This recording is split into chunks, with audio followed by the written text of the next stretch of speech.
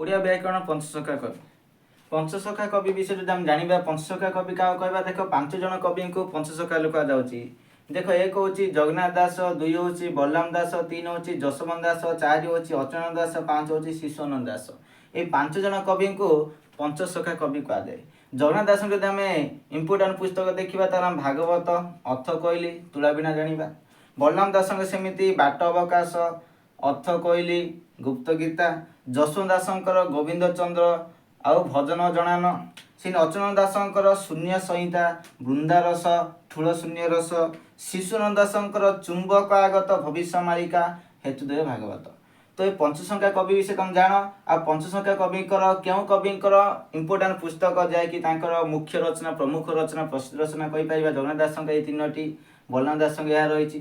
तो देखिए video question रहा अर्थ कोइली कहार प्रमुख रचना अटे। अर्थ कोइली कहार प्रमुख रचना अटे। ऑप्शन देछि बलराम दास, जशवंत दास, जगन्नाथ दास, शिशुनाथ दास।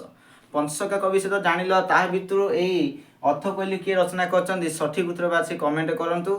वीडियो भल लागिले लाइक करंतु। आउ ए प्रकार वीडियो देखिया पय पेज को फॉलो कर दियंतु। धन्यवाद।